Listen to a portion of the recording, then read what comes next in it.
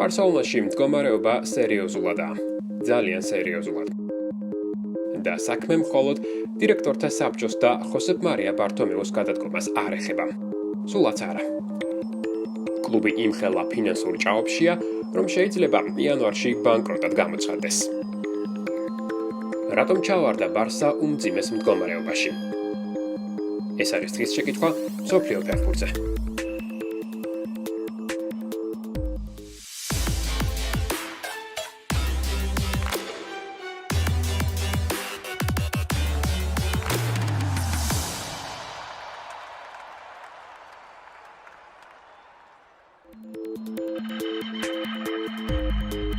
ბარსელონას ხელმძღვანელობამ უახლოეს მომავალში თავის ფეხბურთელებთან შეთანხმებას უნდა მიაღწიოს ნოემბერში ხელფასების 30%-ით შემცირების თაობაზე. კატალონიელთა მიზანია დეკემბრის თვემდე ხელფასების გაცემა $220 მილიონი შეამცირონ. წინააღმდეგ შემთხვევაში კლუბი შესაძლოა იანვარში ბანკროტად გამოცხადდეს.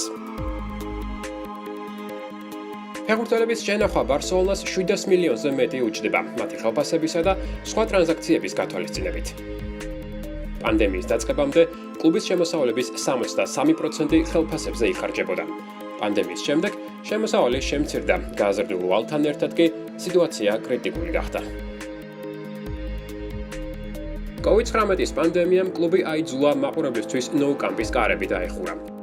ამან ასევე ძლიერად დაარტყა ქალაქის ტურიზმს. პანდემიამ ბარსელონაზე განსაკუთრებით უარყოფითი გავლენა მოახდინა. კლუბი, რომელიც დამოკიდებულია ტურიზმზე, მთავარი შემოსავლის წყაროს გარეშე დარჩა, განაცხადა ოქტომბერში ბარსელონას დროებითმა პრეზიდენტმა.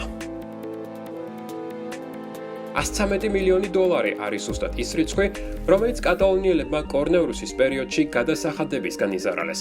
ხოლო შემოდგომაზე ფეხბურთელების ხელფასების 70%-იანი შემცირება სიტუაციის გამოსასწორებლად საკმარისი არ აღმოჩნდა. ლუის სუარესის, არტურო ვიდალის, ივან რაკიტიჩისა და არტურ მელოს გაშვებამ ფინანსებში ოდნავი უკეთესობა მოიტანა, თუმცა მხოლოდ ოდნავი. რადგან უახლოეს მომავალში ბარსელონასთვის შემოსავლის ზრდის პერსპექტივა არ საიდან ჩანს, კლუბს კი ვალები გასასტუმრებელი აქვს. COVID-მა ბარსელონას მართლაც ძლიერად დაარტყა, თუმცა პრობლემები იქამდეც ჩანდა. კლუბის საერთო ვალი გაორმაგებულია და დღეს $567 მილიონ აღწევს. გაბერილი ხელფასები პანდემიის დაწყებამდეც პრობლემატურ საკითხს წარმოადგენდა.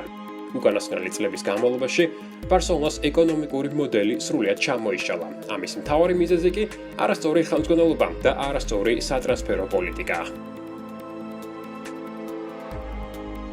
2019 წლის ბოლოს გაირკვა, რომ არსებული ვალებიდან $302 მილიონი ტრანსფერებს უკავშირდება. 2019-20 წლების სეზონში კი ბარსელონას 93 მილიონის დახარჯვა მოუწია, რათა წინა ტრანსფერებიდან შემორჩენილი დავალიანება დაეფარათ. ბარსას ყველაზე დიდი მევალე ლივერპული იყო, ასევე აიაქსი, ვალენსია და ბორდო. 2019 წლის ბოლოს კატალონიელებს ყველა მათგანისთვის ფული მართებდა. პლუს ამას ახალი ხელშეკრულებები და მესის ასტრონომიული ანაზღაურება. თუმცა მესის გარეშე საერთოდ სად იქნებოდა ეს გუნდი? ეკონომიკური პოლიტიკა დიდი ხანია ბარსელონას პრიორიტეტი აღარ არის. ახლა კი კლუბი გაკოტრების პირასაა.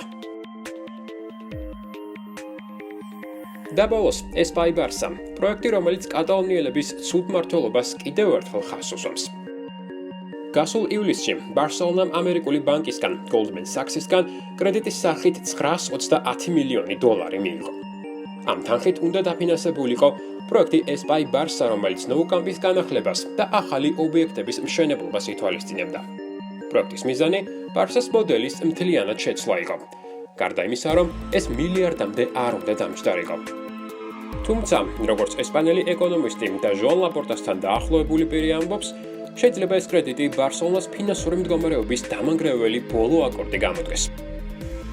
როგორც ცნობილია, აღნიშნული თანხა ბარსელონამ წელს დაგეგმვის ნაცვლად ხელფასების დასარიგებლად გამოიყენა.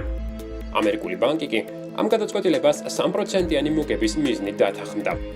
და თუ ბარსელონა დროულად არ გადაიხდის, Goldman Sachs-ი იჩივლებს. თუ ბანკი თავის ფულს ვერ დაებრუნებს, მათი დანაკარგის კომპენსაცია შეიძლება ნოუ-კამპის მმართველობის მათზე გადაბარებით მოხდეს. ან კიდევ უფრო უარესით, მიეცეთ უფლება ჩაერიონ კლუბის სპორტულ პოლიტიკაში. ფაქტი ერთია, ბარსელონა გაბანკროტების პირას დგას და ამაში დამნაშავე მხოლოდ COVID არ არის. რა ბედი ეწევა ბარსელონას? გაგვიზიარეთ თქვენი აზრი კომენტარებში. ეს მსოფლიო ფეხბურთია.